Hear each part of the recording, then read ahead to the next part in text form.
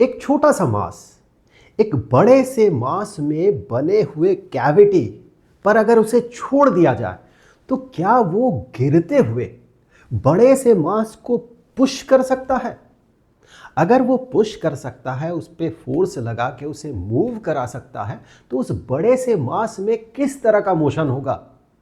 और जो मोशन होगा उस मोशन में उसे मैक्सिमम स्पीड कब मिलेगा और कितना मिलेगा, इसी से रिलेटेड है ये सवाल जो कि एस क्रोटोव का aptitude test problems in physics इस किताब से लिया गया है और पहले चैप्टर का 55वां नंबर क्वेश्चन है ये क्वेश्चन कितना इंपॉर्टेंट है इसे समझने के लिए इसका एक और जगह पे अपीयरेंस आप देख ले। ये जो क्वेश्चन आपको दिख रहा है ये है यान काल्दा के हैंडआउट से लिया गया प्रॉब्लम नंबर 29। यान काल्दा ने सेट ऑफ क्वेश्चंस बनाया था फॉर फिजिक्स ओलंपियाड, उन स्टूडेंट्स के लिए जो फिजिक्स ओलंपियाड में पार्टिसिपेट करेंगे या फिर फिजिक्स को थोड़ा एडवांस्ड लेवल में, काफ़ी एडवांस्ड लेवल पे वो समझने की कोशिश करना चाहते हैं जो स्टूडेंट्स। और आपको तो पता ही होगा कि इस स्तर पे खासकर 11-12 स्तर पे जो सबसे कठिन सवाल पूछे जाते हैं वो फिजिक्स ओलंपियाड, खासकर इंटरनेशनल फिजिक्स ओलंपियाड में पूछा जाता है। खैर, इस क्वेश्चन को जब आप सॉल्व करेंगे, मैं तो ये चाहता हूँ कि आप एक बार, हर बार की तरह इस बार भी मैं ये चाहता हूँ कि आप इसे इंडिपेंडेंटली खुद से प्रॉब्लम को सॉल्व करने की कोशिश करें। भले आप प्रॉब्लम को सॉल्व कर पाए या ना कर पाए, दैट इज नॉट इम्पॉर्टेंट। वो कभी इंपॉर्टेंट उतना नहीं है जितना कि आप उस प्रॉब्लम को अप्रोच करने के लिए अपना जो जो जो क्रेनियल कनेक्शंस है, जो आपका न्यूरल कनेक्शंस है, उन कनेक्शंस को कितना बिल्ड कर रहे हैं, एक प्रॉब्लम को सॉल्व करते हुए कितना बाधा विपत्तियों से आप पार हो रहे हैं, वो सबसे ज़्यादा इंपॉर्टेंट होता है। वही आपका जो मेंटल एबिलिटी है, जो बौद्धिक क्षमता है आपका खासकर, उसे वही बढ़ाता है। जितना आप उसे प्रेशराइज करेंगे, जितना प्रॉब्लम से जूझने देंगे।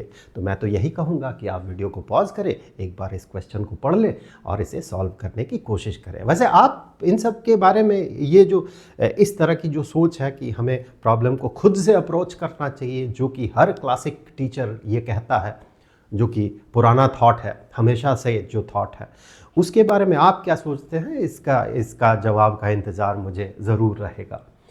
खैर, क्वेश्चन को आप पॉज करके पढ़ लीजिए, कोशिश कीजिए एक बार सॉल्व करने का। आई होप कि आपने कोशिश किया होगा। तो आगे बढ़ते हैं। तो इस प्रॉब्लम के लिए इसे जो सॉल्व करना है, इसमें जो सबसे बड़ा जो डिफ़िकल्टी है, जो मेन हर्डल है, वो ये है, सिर्फ और सिर्फ ये है कि ये पता करना कि ठीक किस समय इस बड़े वाले ब्लॉक को मैक्सिमम स्पीड मिलेगा। यही तो सवाल में पूछा गया ना, find the maximum velocity of the block, मतलब ये सबसे बड़ा क्वेश्चन है। इस क्वेश्चन को सॉल्व करने के लिए जो इसे आप फंडामेंटल स्तर पे जाके तोड़ के जो पहला चीज़ आपको देखना है वो यही है कि ठीक किस समय इस ब्लॉक में मैक्सिमम वेलोसिटी होगा। बाकी का कैलकुलेशन में कोई खास दम नहीं है, बिल्कुल सिंपल कैलकुलेशन है। सबसे कठिन काम वही है। और ये कब से ये ब्लॉक मूव करना शुरू करेगा, ऑब्वियसली वो भी एक सवाल है। एक बार हम लोग सवाल को पढ़ लेते हैं। सवाल में कहा गया है कि a symmetric block of mass m1, ये वो ब्लॉक है जिसमें ये कैविटी बना हुआ है इस तरह का। इसका मास m1 है with a notch of hemispherical shape. यहाँ पर ये जो है कैविटी जो है, इसी को कहा जा रहा है नॉच ऑफ हेमिस्फेरिकल शेप, मतलब ये एक स्फीयर का पार्ट है। इधर से देखेंगे तो एक सर्कल का पार्ट दिखेगा जिसका कि रेडियस कहा गया r है, यानी कि ये हो गया सेंटर, यहाँ से यहाँ तक ये डिस्टेंस जो है that distance is r। Rests on a smooth horizontal surface. ये जो हॉरिजॉन्टल सरफेस है, this is a smooth surface, यहाँ कोई फ्रिक्शन नहीं है, मतलब ये आसानी से मूव कर सकता है। थोड़ा सा भी पुश अगर उस डायरेक्शन में मिले तो ये उस डायरेक्शन में मूव करने लग जाएगा। इस डायरेक्शन में अगर इसे पुश मिले तो मूव नहीं कर पाएगा, because a wall is there, यहाँ पर एक दीवार है, ये सिर्फ उसी डायरेक्शन में मूव कर सकता है। हाँ, मतलब गैप बन जाने के बाद ऑफ कोर्स ये इधर आ सकता है, इस वॉल के इधर नहीं जा सकता है। ठीक है, अ स्मॉल वॉशर, वॉशर मतलब एक फ्लैट मेटालिक प्लेट, एक छोटा सा फ्लैट मेटालिक प्लेट है। So a washer, small washer of mass m2, ये m2 मास का वॉशर है जो कि इस तरह से स्लाइड करके गिर रहा है और इस तरह से चढ़ते हुए इसे पुश कर रहा है। विदाउट फ्रिक्शन मतलब यहां इसके साथ इसका m2 मास वाले वॉशर के साथ m1 मास वाले ब्लॉक का के बीच कोई फ्रिक्शन नहीं है, मतलब फ्रिक्शन का यहां कोई सवाल ही नहीं है, फ्रिक्शन एग्जिस्ट ही नहीं कर रहा है। Find the maximum velocity of the block, इस ब्लॉक का मैक्सिमम वेलोसिटी पता करना है। तो सबसे पहले आप देखें इसका मोशन कैसे होगा। आप इसे छोड़ देंगे तो ये नीचे गिरेगा, ऑफ कोर्स ये ऐसे नीचे गिरेगा। मुझे इसे बार बार रोटेट करना होगा, तो मैं क्या करूँगा, इसे हटा देता हूँ, इसे यहाँ से ना हटा देता हूँ। चलिए मैं यहाँ रख देता हूँ और इसके लिए मैं एक छोटा सा स्फेरिकल बॉडी बना लेता हूँ। ऑफ कोर्स ये स्फेरिकल बॉडी नहीं होगा, नहीं कहा गया है, ये एक वॉशर कहा गया ताकि मुझे बार बार रोटेट ना करना पड़े, इसीलिए मैं इसे कुछ इस तरह से कुछ ऐसा बना देता हूँ, कुछ इस तरह का। ये हो गया वो जिसके बारे में बात किया जा रहा था। दिस इज नाउ दैट छोटा सा वॉशर जो है। अब ये जब ऐसे गिरेगा, स्लाइड करते हुए गिर रहा है, स्लाइड करते हुए गिर रहा है, यहाँ तक अगर आप मोशन देखें, ठीक नीचे तक, यहाँ से यहाँ तक पहुँचते हुए ये जो ब्लॉक पे फोर्स लगाएगा इसका mg नीचे होगा, इसका mg नीचे होगा। उसका एक कंपोनेंट जो कि इस पे नॉर्मल अगर आप देखें इस बॉडी पे किसी भी एक जगह पे मैं इसे स्थापित कर देता हूँ यहाँ पर, और आप अगर यहाँ पर देखें तो आप पाएंगे इसका mg जो नीचे है, इसका वेट नीचे लगेगा और इस ब्लॉक पे ये जो फोर्स लगाएगा ऑफ कोर्स वो इस जगह पे नॉर्मल होगा। तो ये जो कंपोनेंट होगा, ये कंपोनेंट अल्टीमेटली इस ब्लॉक को पुश कर रहा है। तो यहाँ से लेकर यहाँ तक आप ये पाएंगे कि जो पुश करेगा ये ऐसे इस डायरेक्शन में, इस डायरेक्शन में, ऐसे इस डायरेक्शन में पुश कर रहा है, ऐसे इस डायरेक्शन में पुश कर रहा है। यानी आपको ये कैलकुलेट करने की ज़रूरत ही नहीं है कि यहाँ से यहाँ तक क्या होगा, क्योंकि ब्लॉक मूव नहीं करेगा। ब्लॉक पे जो रिजल्टेंट फोर्स लगेगा हॉरिजॉन्टल डायरेक्शन में वो इस डायरेक्शन में होगा। लेकिन इस जगह के बाद, यहाँ के बाद आप पाएंगे जैसे ही ये मूव करता जाएगा, ये यहाँ से जो मूव करते हुए ऊपर चढ़ेगा, अब ये जो फोर्स लगाएगा ब्लॉक पे, आप पाएंगे कि ऐसे अगर एक कंपोनेंट बन रहा है mg का, तो उसका एक कंपोनेंट इस डायरेक्शन में होगा। इसका कंपोनेंट यहाँ पर देखें, पिछले एक वीडियो में जब इस तरह की बातें हो रही थी तो इस तरह का सिचुएशन आ रहा था, तो ऐसा कुछ लोगों का ऐसा फॉल्स मानना है कि इस mg का बिल्कुल परपेंडिकुलर डायरेक्शन में कैसे उसका कंपोनेंट बन सकता है। तो ये जो है कंस्ट्रेन्ड मोशन है। कंस्ट्रेन्ड मोशन में mg का असर इस डायरेक्शन में कुछ बनेगा, एक सर्टेन कंपोनेंट बनेगा, डिपेंड्स अपॉन दिस एंगल। और वो जो फोर्स है जो कि इस ब्लॉक पे पड़ रहा है, उसे अब आपको दो कंपोनेंट्स में स्प्लिट करना होगा। एक तो वर्टिकल कंपोनेंट, दूसरा horizontal component, and that force will be responsible for this block to move.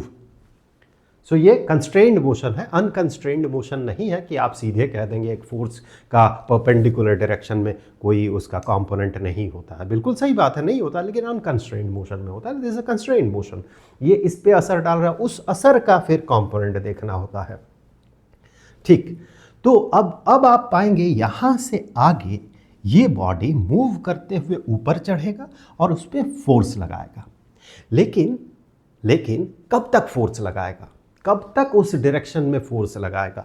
पहली बात तो आपको ये देखना है कि इस बॉडी में जब तक उस डायरेक्शन में फोर्स होगा तब तक इस बॉडी में उस डायरेक्शन में पॉजिटिव एक्सीलरेशन होगा, यानी तब तक ये बॉडी उस डायरेक्शन में अपना वेलोसिटी को इंक्रीज करते जाएगा, जब तक कि इस बॉडी पे इस डायरेक्शन में कोई फोर्स एग्जिस्ट करे।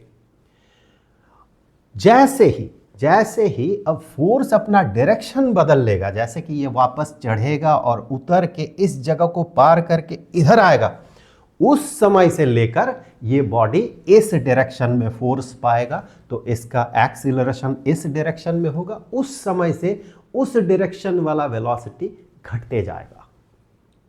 ठीक है, अब हमें यह देखना है कि कब तक ये ब्लॉक इस डायरेक्शन में फोर्स पाता है, फोर्स एक्सपीरियंस करता है। तो आपको इनिशियली ऐसा लग सकता है मिसकंसेप्शन, मैं ये नहीं कह रहा हूँ कि ये बहुत बड़ा मिसकंसेप्शन है, होना ही होना है, सबके साथ होता है, ऐसा नहीं है, ऐसा नहीं है। मैं ये कहना चाहता हूँ ये मिसकंसेप्शन हो सकता है कि हम ये मान सकते हैं कि ब्लॉक मैक्सिमम कितना हाइट चढ़ा वहीं तक इसने इस पर इस डायरेक्शन में फोर्स लगाया। नहीं, ऐसा नहीं होगा ना। ब्लॉक अगर यहाँ से चढ़ रहा है तो भी ये इसे उसी डायरेक्शन में पुश कर रहा है। पुश करने वाला मेन एलिमेंट कौन है? mg है। mg का कंपोनेंट उसका कंपोनेंट, तो वो mg अब भी जो है नीचे की तरफ है, उसका इस सरफेस पे नॉर्मल कंपोनेंट इधर है, उसका एक हॉरिजॉन्टल कंपोनेंट बनेगा। चढ़ेगा ये ऊपर, पूरा ऊपर ऑब्वियसली नहीं चढ़ पाएगा क्योंकि इसका कुछ एनर्जी, ये यहाँ से शुरू किया था ना मोशन, इसका कुछ एनर्जी तो ये भी ले लेगा ना, ये भी मूव करेगा उस पुश के कारण, तो पूरा ऊपर नहीं चढ़ पाएगा। ठीक है, लेकिन अब जब ये यहाँ से नीचे गिरेगा तो भी तो बात बराबर है। mg नीचे लग रहा है, उसका mg नीचे लग रहा है, अब उतर के आ रहा है वापस, और इसका जो है एक कंपोनेंट जो है जो कि इस पे नॉर्मली एक्ट कर रहा है इस ब्लॉक पे, उस फोर्स का एक कंपोनेंट हॉरिजॉन्टल कंपोनेंट तो अब भी उधर बन रहा है। मतलब अब भी ये ब्लॉक जो है इसे उसी डायरेक्शन में पुश कर रहा है। ये कब तक करेगा? ये यहां तक करेगा, यहां तक, ऐसे उतरते उतरते यहां पहुंचा, ठीक नीचे तक पहुंचा। अब तक इस पोजीशन तक ये बॉडी जो है इस ब्लॉक को, इस छोटा सा वॉशर जो है इस ब्लॉक को उसी डायरेक्शन में पुश करेगा। अब तक इसमें उस डायरेक्शन में एक्सीलरेशन होगा, यहां से गिर के ऊपर चढ़ेगा, ऊपर चढ़ के वापस जब इस पोजीशन में आएगा तब तक इसमें उस डायरेक्शन में एक्सीलरेशन रहेगा। अब के बाद, अब जब ये इधर आएगा उस समय ये इसे इस डायरेक्शन में पुश करेगा, हेंस उसका एक कंपोनेंट इस डायरेक्शन में बनेगा, और ब्लॉक में जो है वेलोसिटी उसके बाद से, चूंकि इसका वेलोसिटी उस डायरेक्शन में रहेगा, तो उसके बाद से उसे इस डायरेक्शन में फोर्स मिलेगा, एक्सीलरेशन इस डायरेक्शन में होगा, तो उसका वेलोसिटी घटते जाएगा। और फिर बाद की बात तो फिर तो बाद में करेंगे, उसका तो अभी इंपॉर्टेंस है नहीं। अभी इंपॉर्टेंस क्यों नहीं है? क्योंकि हमारा अल्टीमेट गोल है मैक्सिमम वेलोसिटी पता करना, जो कि यहाँ से आके यहाँ और फिर यहाँ तक जब पहुँचेगा तब उसे मैक्सिमम वेलोसिटी मिलेगा। ओके, सो सबसे पहली बात तो ये है कि बॉडी यहाँ से लेके यहाँ तक आया, इस ब्लॉक को कोई भी वेलोसिटी नहीं मिलेगा। मिलेगा क्या? फोर्स तो इधर लग रहा है और यहाँ दीवार है, तो इस पर कोई मोशन नहीं होगा, इसे कोई वेलोसिटी नहीं मिलेगा। यहाँ के बाद वेलोसिटी मिलेगा। यानी कि आपको यहाँ पर ये पता लगा लेना है कि ठीक इस जगह पे इस बॉल का, इस वॉशर का वेलोसिटी कितना है, इस जगह पे वेलोसिटी कितना है। तो आप कैलकुलेट करें, ये सिंपल कैलकुलेशन है। इसे मैं थोड़ा सा भेज देता हूँ दूसरे पेज में, इसे मैं यहाँ पर भेज देता हूँ। सो सिंपल कैलकुलेशन है। कैलकुलेशन क्या है कि ये कितना हाइट नीचे गिरा, फ्रिक्शन तो है नहीं, कितना हाइट नीचे गिरा, तो r हाइट नीचे गिरा, बिकॉज द रेडियस पहले ही कहा गया r है। तो r हाइट नीचे गिरा, कितना पोटेंशियल एनर्जी में ड्रॉप हुआ? सो इसका मास m2 था ना, इसका मास m2 था क्या? हाँ, ब्लॉक का मास m1 और इसका मास था small washer of mass m2। ठीक है, तो m2 g/r, इतना हाइट, इतना पोटेंशियल एनर्जी में डिक्रीमेंट हुआ, वही इसके काइनेटिक एनर्जी में रियलाइज्ड होगा। यहाँ पर तो काइनेटिक एनर्जी 0 है, यानी कि यहाँ पर total kinetic energy is equal to this thing, and यहाँ पर लेट अस से इस जगह पे इसका जो वेलोसिटी है दैट वेलोसिटी इज v। चलिए v0 कर देता हूँ, क्योंकि यहीं से सारा कैलकुलेशन शुरू हो गया, तो मैं इसे v0 कर देता हूँ। तो हम ये पाएंगे कि यहाँ पर v0 should be calculated from this equation. यहाँ ये काइनेटिक एनर्जी है इसका, इसे कैंसिल कर देते हैं। तो सिंपली ये फॉर्मूला अब तक आपको कंठस्थ हो गया होगा। ये हेंस हम कह सकते हैं कि v0 अगर ज़रूरत पड़े, ओहो ये स्क्वायर मैंने कर दिया यहाँ पर, ठीक है, तो मैं स्क्वायर को हटा देता हूँ। ये वी नॉट स्क्वायर था, square root, I am sorry, यहाँ पर ये स्क्वायर रूट हो जाएगा 2GR। ठीक है, इसे यहाँ पर मिला हुआ है ये वेलोसिटी, वी नॉट वेलोसिटी। अब इसे हमें कैलकुलेट करना है। इसके बाद अब सिस्टम ये है कि इसका मास m1, इसका मास m2, m2 के पास इतना वेलोसिटी है, हेंस इसके पास कुछ मोमेंटम है और कुछ काइनेटिक एनर्जी है। अब जब ये बॉडी यहाँ चढ़ेगा और वापस यहाँ आएगा, इस जगह पे जब पहुँचेगा उस समय हमें सारा कैलकुलेशन करना है। अभी मैं क्या करता हूँ, इस चीज़ को, चूँकि मुझे इसकी ज़रूरत पड़ेगी दोबारा, तो मैं इसका क्लोन बना लेता हूँ ऐसे। मुझे ज़रूरत पड़ेगी थोड़ा सिनेरियो को समझाने के लिए कि ये जो बॉडी है ये आगे की तरफ भी तो मूव करेगा, तो इस जगह पे लेट अस से कि ये बॉडी आगे मूव किया और ये जो बॉडी है ऊपर चढ़ के अभी यहाँ पर पहुँचा हुआ है। तो यहाँ पर अभी हमें क्या क्या देखना है, इस बॉडी पे एक वेलोसिटी है, let us say that velocity, इस बॉडी का अभी जो वेलोसिटी है यही मैक्सिमम वेलोसिटी होगा। ये वापस चढ़ा और उतरा तभी ये आगे बढ़ा है। इसके पास वेलोसिटी लेट अस से v1 है और इसका मास कितना है, इसका मास m1 है।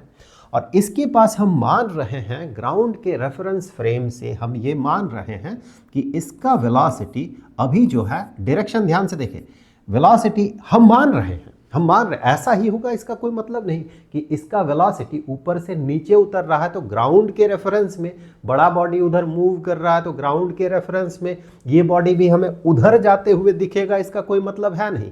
ये जितना छोटा होगा उतना ये प्रोबेबिलिटी ज़्यादा हो जाएगा कि ये बॉडी हम देखेंगे इधर आते हुए, लेकिन उससे कोई फर्क नहीं पड़ता है। हमारी मान्यता क्या है यहाँ पर, हमारी मान्यता ये है कि इस बॉडी को हम देखेंगे उधर जाते हुए v2 स्पीड से, क्योंकि ये बड़ा ब्लॉक भी मूव कर रहा है, तो हमारे रेस्पेक्ट में हम मान रहे हैं उधर दिखेगा। हम मान रहे ये जो हम जो मान्यता ले रहे हैं, ये मान्यता गलत साबित हो जाएगा एक सर्टन सिचुएशन में, उस सिचुएशन को फुलफिल करने से वो गलत हो जाएगा, वो हमें इसके आंसर में दिखेगा। इसीलिए मैं ज़बरदस्ती इसे इस डायरेक्शन में मान रहा हूँ, इससे कोई फ़र्क नहीं पड़ेगा। जब फ्रिक्शन नहीं रहता है तो ऐसे चीज़ों में फ़र्क नहीं पड़ता है। तो यहाँ पर अब इसका मास आप देखिए कितना है, इसका मास m2 है। ठीक, अब यहाँ से खेल शुरू हुआ था, यहाँ से इस जगह से खेल शुरू हुआ था और यहाँ पे आके हमारा ज़रूरत वाला जो चीज़ है उसका खेल ख़त्म होता है। तो हम यहाँ पर conservation of energy and conservation of momentum लगा सकते हैं, बिकॉज फ्रिक्शन है नहीं। अब यहाँ पर आप देखिए कंजर्वेशन ऑफ मोमेंटम क्या कहेगा, कंजर्वेशन ऑफ मोमेंटम कहेगा कि इसका मास इनिशियल पॉइंट में, इसका m2 वाले मास में v0 वेलोसिटी था, v0 स्पीड था, तो ये कहेगा इनिशियली टोटल मोमेंटम था, ये तो रुका हुआ था इस पॉइंट में, जो m2 है, m1 है, आई एम सॉरी, m1 जो है उसके पास जो वेलोसिटी था यहाँ तो वेलोसिटी इज इक्वल टू 0 है इसका m1 मास का।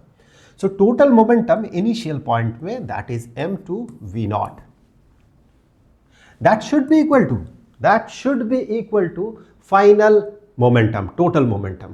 अब फाइनल टोटल मोमेंटम क्या होगा, फाइनल टोटल मोमेंटम देखिए हमारी मान्यता क्या है, m2 का डायरेक्शन क्या है, वेलोसिटी का डायरेक्शन हमारी मान्यता है उधर है, यानी हम कहेंगे total velocity, total momentum, final momentum is m1 v1 plus m2 v2 is equal to m1 v1 plus m2 v2, क्योंकि देखिए इसका टोटल मोमेंटम उस डायरेक्शन में था, initial total momentum m2 v0 इस डायरेक्शन में, फाइनल टोटल मोमेंटम तो हमें इसी डायरेक्शन वाला देखना होगा, इस डायरेक्शन में टोटल मोमेंटम कितना है, और इस डायरेक्शन में ब्लॉक का मोमेंटम m1 v1, और चूंकि हमने माना है ये जो वॉशर है वो उसका वेलोसिटी इस डायरेक्शन में होगा, तो हमें कहना होगा कि इसका मोमेंटम m2 v2 उस डायरेक्शन में है, तो उस डायरेक्शन वाला मोमेंटम, उस डायरेक्शन वाला मोमेंटम दोनों को जोड़ने से हमें इस डायरेक्शन वाला इसका मोमेंटम मिलेगा। अगर हम ये मान्यता लेते कि v2 इधर होगा तो फिर हमें M1 V1 से M2 V2 को सब्ट्रैक्ट करना होता, लेकिन अभी हमें नहीं करना होगा क्योंकि हमारी मान्यता है V2 उधर है। ठीक है, ये हमें बता रहा है कंजर्वेशन ऑफ मोमेंटम से ये हमें मिल रहा है। यह कंजर्वेशन ऑफ एनर्जी भी लगेगा।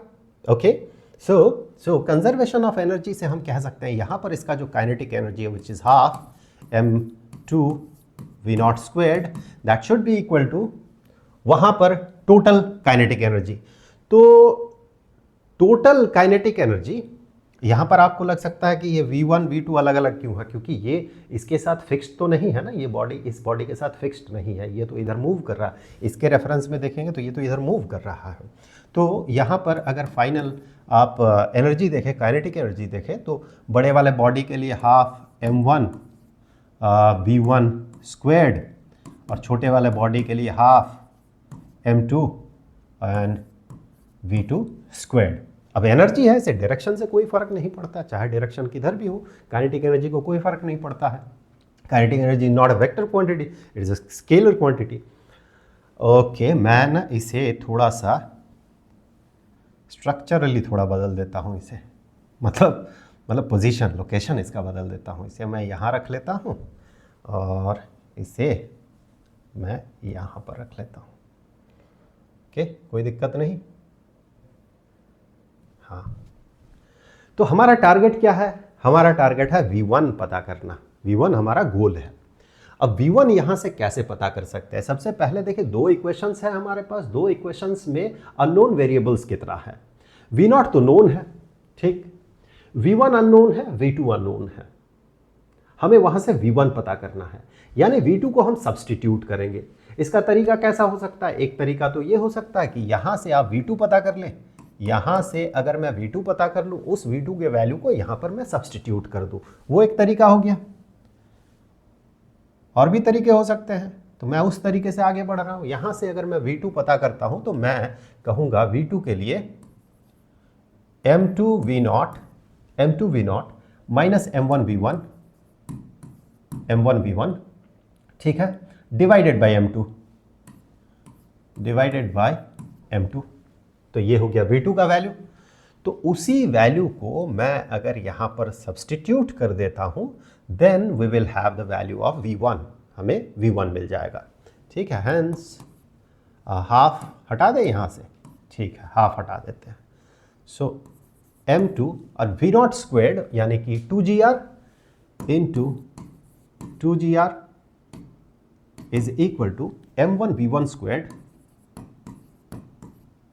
Plus m2 and V2 squared. So ये था V2 ना, so that is equal to V2, ये V2 है। सो उसका स्क्वायर, सो इसका स्क्वायर m2 इंटू इसका स्क्वायर, तो m2 V0 minus m1 V1 and divided by m2 इसका स्क्वायर, यानी इसे स्क्वायर कर दे, इसे यहां से स्क्वायर कर दे, m2 एक यहां से हटा दे। ओके, यानी हमें इसे करना होगा, हमें स्क्वायर करना होगा इसे। Okay, so 2m2 gr is equal to m1 v1 squared plus अगर मैं m2 से मल्टीप्लाई कर देता, यहाँ स्क्वायर हो जाता, यहाँ m2 मिल जाता, वो भी कर सकते थे। खैर चलिए, ये हो जाएगा, इसे स्क्वायर कर देंगे तो m2 स्क्वायर V0 स्क्वायर्ड। चलिए, V0 स्क्वायर्ड के लिए जो वैल्यू है विच इज़ 2gr प्लस ये नीचे m2 से डिवाइड भी करना होगा, तो यहीं कर देते हैं m2 से डिवाइड। ये वाला m2 हर जगह पे हमें करना होगा, फिर हर एक्सप्रेशन में हमें वो करना होगा, प्लस इसका square m1 square V1 square divided by m2 यहाँ पर भी, and minus 2 into this one, so 2 m2 m1 V0 V1 divided by m2।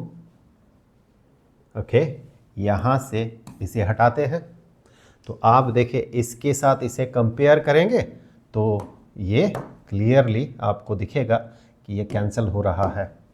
यहाँ से ये और ये कैंसिल हो जाएगा और आप यहाँ से M2 को इस M2 को हटा सकते हैं। तो हमारे पास क्या बचा हुआ है, हम कह सकते हैं हमें चाहिए V1 ना, ठीक, हमें V1 चाहिए। यहाँ से V1 का स्क्वायर है, यहाँ पर V1 है, ओके ठीक। सो हम ये कह सकते हैं इस पार्ट को मैं इधर लिख रहा हूँ और इधर उस पार्ट में 0 हो जाएगा उस साइड में। सो इस साइड को मैं पहले लिख रहा हूँ M1 V1 स्क्वायर्ड। चलिए V1 स्क्वायर्ड को मैं कॉमन ले लेता हूँ। अगर मैं ऐसा करता हूँ तो यहाँ से मुझे M1 मिलेगा एंड प्लस यहाँ से हमें मिलेगा यहाँ से M1 squared divided by M2 और माइनस 2M1 V0 V1। तो V0 को मैं ये लिख दूँ, अच्छा जब ज़रूरत पड़ेगा अंत में लिख देंगे V0 and V1 and that should be equal to 0। तो यहाँ से मैं V1 ले लेता हूँ कॉमन V1।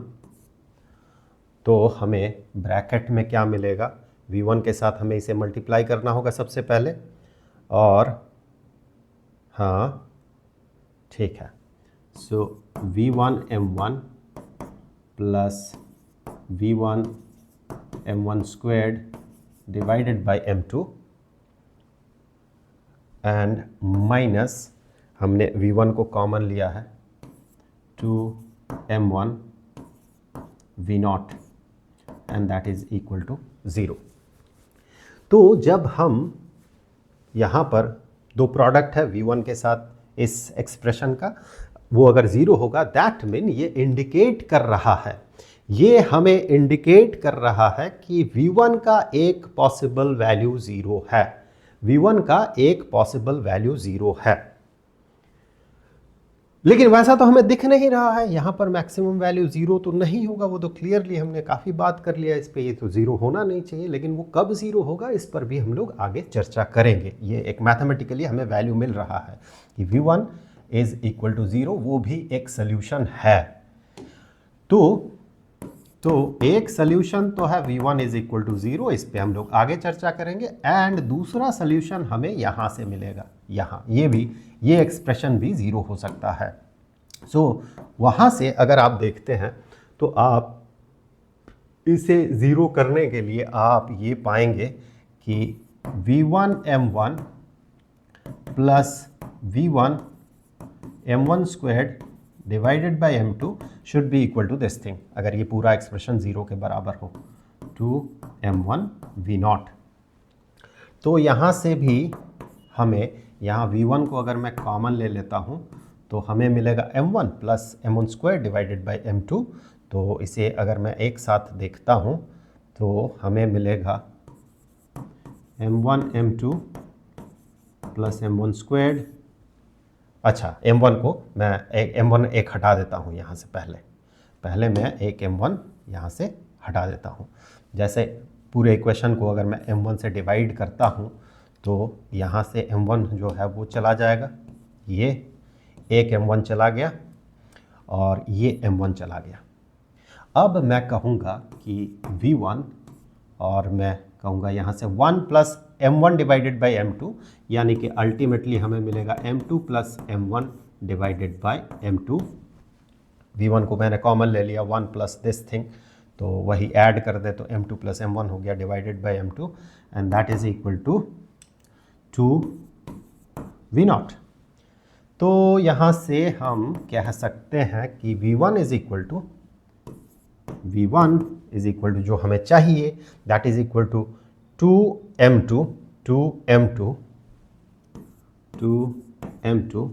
इंटू V0 को बाद में लिखेंगे डिनोमिनेटर में m2 plus m1, m2 plus m1 and v0 के जगह √2gr।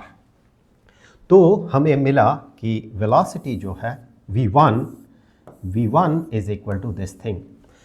अब ये जो है v1 इज इक्वल टू 0, ये कौन सा सोल्यूशन है? इस पे बात करने से पहले मैं एक बार देख लेता हूँ कि ये जो सोल्यूशन हमें दे रहा है, ये जो सोल्यूशन हमें दे रहा है, ये अल्टीमेट सोल्यूशन है हमारा।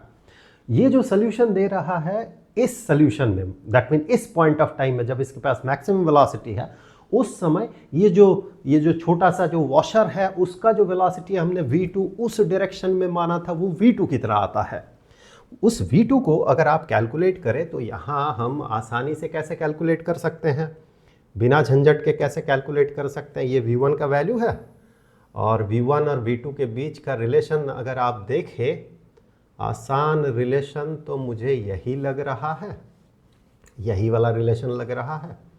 सो m2 v0 minus m1 v1, m2 v0 minus m1 v1,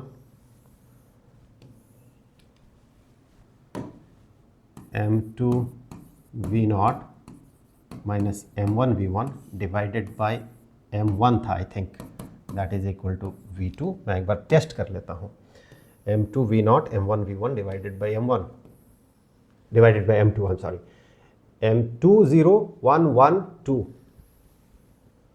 20112।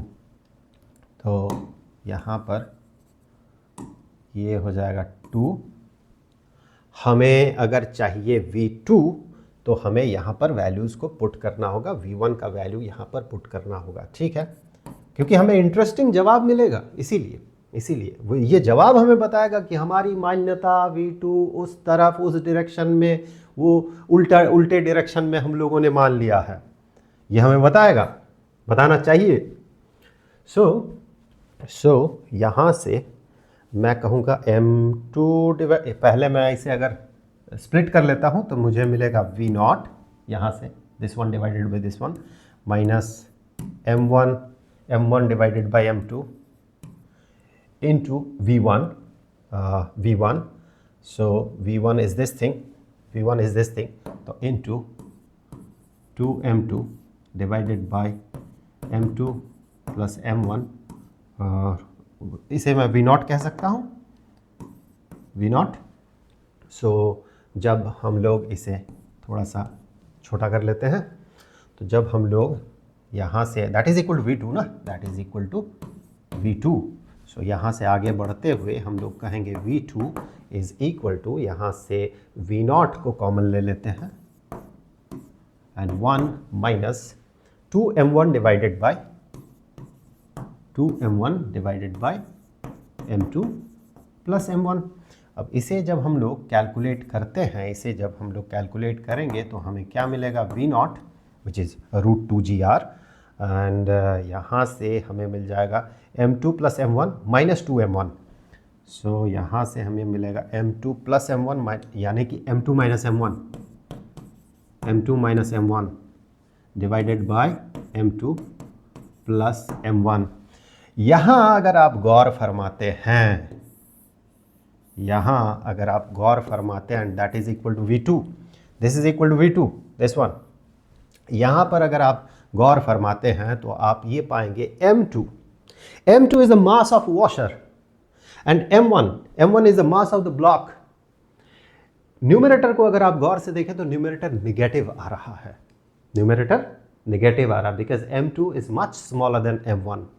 ये पॉजिटिव तभी आएगा जब m2 m1 से बड़ा होगा, यानी कि जिस बॉडी को आप यहाँ से छोड़ रहे हैं उसका मास इस ब्लॉक के मास से ज़्यादा होना होगा। अब थोड़ा लॉजिकल लगने लगा, इसका खुद का मास अगर ज़्यादा होगा तो ये इस तरह से उतरेगा, तो ये छोटा सा मास जो होगा उसे अपने हिसाब से उसे वेलोसिटी दे देगा, और वापस उतरते हुए जब वो आएगा उस समय हम देखेंगे उसका वेलोसिटी उस डायरेक्शन में होगा।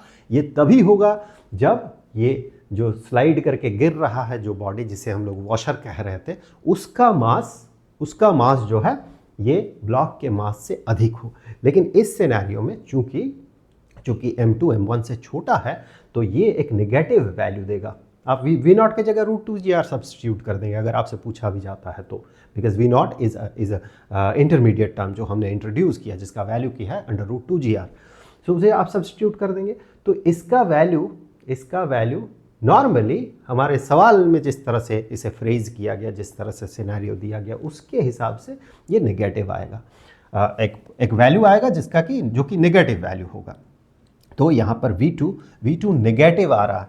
नेगेटिव आ रहा मतलब नेगेटिव सम न्यूमेरिक वैल्यू उसके साथ नेगेटिव साइन रहेगा। इसका मतलब यही होगा, साइन सिर्फ हमें ये बताएगा कि हमने जो डायरेक्शन लिया है वो डायरेक्शन उल्टा ले लिया। वास्तव में हमें ग्राउंड से ये बॉडी इधर आते हुए दिखेगा। वैल्यू तो यही होगा, सिर्फ साइन हमें वो इंडिकेशन देगा।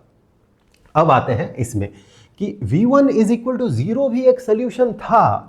ये सोल्यूशन क्या ऐसे ही आ गया? देखिए गणित में कुछ ऐसे ही नहीं आता, बेकार का नहीं आता है। हाँ, हम लोग चर्चा करना नहीं चाहते वो अलग बात है। हम लोग कई बार चर्चा नहीं करते हैं, ये संभव नहीं है इस तरह से कह देते हैं, इम्प्रैक्टिकल है इस तरह से कह देते हैं, लेकिन साधारणतः ऐसा नहीं होता है। इसका भी एक अपना मीनिंग है। हमने क्या कैलकुलेट किया, हम शुरुआत कहाँ से किया? हम लोगों ने शुरुआत किया कि इनिशियल वेलोसिटी इज़ V0, क्योंकि यहीं से हमने सारा कैलकुलेशन शुरू किया। यहाँ से यहाँ उतरते तक हमने कुछ नहीं किया, सिर्फ ये कैलकुलेट कर लिया कि ये वेलोसिटी कितना होगा, V0 = what, which is √2gr। यहाँ से असली कैलकुलेशन हमारा शुरू हुआ। हम क्या कह रहे थे कि इनिशियल मोशन के इनिशियल पॉइंट ऑफ टाइम में एक m2 मास के बॉडी में V0 वेलोसिटी है, that is initial point of consideration. That's why हम लोगों ने यहाँ पर इसे इनिशियल मोमेंटम कहा था, एंड इसे हम फाइनल मोमेंटम कह रहे थे। फाइनल मोमेंटम क्या है? हमने क्या कंसीडर किया कि बॉडी यहाँ से ऊपर चढ़ा और फिर वापस यहाँ पर आया, ठीक है, वापस यहाँ पर आया। ये जो पॉइंट है, ये पॉइंट इस जगह पे है, ये फाइनल कंसिडरेशन है। दैट मीन फाइनल मोशन के फाइनल पॉइंट ऑफ टाइम में, initial point of time and final point of time. Final point of time में सिर्फ ये कहा जा रहा है कि बॉडी यहाँ पर है, एकदम बिल्कुल नीचे है, इतना है कंसिडरेशन हमारा सिर्फ। इसीलिए हमने वहाँ पर एक वेलोसिटी V2 मान लिया इस जगह पे, इसीलिए ये सारा कंसिडरेशन हो रहा है उसी के हिसाब से। अब ये बॉडी ऊपर चढ़ा, नीचे उतरा, यहाँ पर अभी पहली बार ये नीचे उतरा है, ऊपर चढ़ के ये नीचे उतरा है पहली बार, ये इसका पोजीशन है। तो क्या इस पोजीशन में ये मुझे कहना चाहिए, क्या इस पोजीशन में ये एक ही बार रहेगा? नहीं रहेगा ना। अब ये वापस भी तो ऊपर चढ़ेगा, ये वापस ऊपर चढ़ेगा और वापस से नीचे उतरेगा। ये वापस ऐसे ऊपर चढ़ेगा और फिर नीचे उतरेगा। उस समय भी तो ये इसी लोकेशन में है जिसके हिसाब से हमने सारा गणित किया है, वो तो सेम लोकेशन में हुआ ना। ऐसा तो कोई रूल है नहीं कि हम कोई ऐसा नियम लगाए जो कि सिर्फ पहली बार के लिए सारा रिजल्ट हमें दे। आगे भी तो होगा, वही चीज़ रिपीट भी तो हो रहा है। अब रिपीटेशन को अगर आप गौर से देखेंगे तो आप ये पाएंगे कि ये बॉडी ऐसे चढ़ते हुए इधर पुश करेगा ब्लॉक को और ऐसे उतरा, वहां पर भी तो ये सेम लोकेशन में पहुंचा। अब इस दौरान ये ऐसे चढ़ रहा है, ऐसे उतर रहा है। इस पूरे कोर्स में सिर्फ इतना देखें, यहां से ये ऊपर चढ़ा और ऊपर से यहां तक आया, पूरा ऊपर नहीं चढ़ेगा, कुछ दूर ऊपर चढ़ा और यहां नीचे उतरा। इस दौरान इस पूरे कोर्स में ये बॉडी को इस डायरेक्शन में पुश करेगा, इस डायरेक्शन में पुश करेगा, यानी जो वेलोसिटी इसका इस डायरेक्शन में है, अब वो वेलोसिटी धीरे धीरे घटते जाएगा और घटते ये वापस जब यहाँ से यहाँ आएगा, उस समय इसके पास V1 will be equal to 0। उस समय ये जो है, ये सोल्यूशन जो है, ये सोल्यूशन ठीक उसी चीज़ को बता रहा है। और जब V1 = 0 हो जाएगा, यानी कि उस समय वॉशर के पास जो स्पीड होगा वो स्पीड होगा ये, बिकॉज यहाँ पर भी देखें इसका वेलोसिटी 0 है। यानी इसके मोशन को अगर आप देखें तो ये मोशन जो है, इसका मोशन कुछ ऐसे जाएगा, फिर रुकेगा, फिर ये मूव करने लगेगा आगे, फिर रुकेगा, फिर मूव करेगा, फिर रुकेगा। तो इस तरह का मोशन होगा इसके पास। हाँ, वही ये सोल्यूशन बता रहा कि that is v1 is equal to 0। अगर v1 इज इक्वल टू 0 में v1 इज इक्वल टू 0 में अगर आप कैलकुलेट करते हैं कि उस समय जब v1 इज इक्वल टू 0 उस समय इस सोल्यूशन के लिए v2 कितना होगा, तो देखिए क्या इंटरेस्टिंग जवाब मिलेगा हमें। v1 इज इक्वल टू 0 में v2 कितना होगा, तो v2 तो हम इसी इक्वेशन से लगाएंगे ना, इसी इक्वेशन से लगेगा v2, इसी इक्वेशन से तो हम v2 लगाएंगे अगर v1 नोन होगा। This one is the equation. So आप गौर से देखें, जब v1 is equal to 0 put करेंगे तो दिस विल बी गॉन, ये चला जाएगा, ये रहेगा नहीं, और आपको मिलेगा m2 v0 divided by m2, that mean v2 will be equal to v0, जिसके बारे में मैं बात कर रहा था। ये बिल्कुल सिमेट्री से भी यही लग रहा था कि ये होना भी उतना ही चाहिए था, होना भी उतना ही चाहिए था कि अगली बार ये अब यहाँ मैक्सिमम वेलोसिटी है, फिर इसका वेलोसिटी घटते घटते घटते घटते रुक जाएगा। कब रुकेगा, जब ये वापस ऊपर चढ़ के यहाँ तक पहुँचेगा। अब ये रुक गया, यहाँ पर भी ये रुका हुआ था, अब ये भी उस समय रुकेगा। दैट मीन इस बॉडी के पास ठीक उतना ही वेलोसिटी होना चाहिए जो कि इसके पास यहाँ पर था। यानी मोशन जो है अब रिपीटिटिव है, ऐसा मोशन है ये। यहाँ इसके बाद से बॉडी मूव करना शुरू किया, मैक्सिमम स्पीड हुआ, अब धीरे हुआ, रुका मतलब ये वापस यहाँ पर आ गया है, ऐसे चढ़ के वापस आ गया है, फिर धीरे धीरे मूव करके आगे बढ़ना शुरू किया। बढ़ते इसे मैक्सिमम वेलोसिटी मिला, जब ये वापस यहाँ पर आया फिर ये चढ़ते जाएगा, तो इस ब्लॉक का वेलोसिटी घटते जाएगा, घटते ये वापस जब उतर के यहाँ पर आएगा उस समय वेलोसिटी इसका वापस से 0 होगा। मोशन उसका कुछ ऐसा होगा। ओके, सो ये जो प्लेलिस्ट है जिसमें हम लोग क्रोटोव के सोल्यूशन के बारे में चर्चा कर रहे हैं, उस प्लेलिस्ट का लिंक आपको यहाँ पर स्क्रीन पे मिल जाएगा। जल्द मिलेंगे।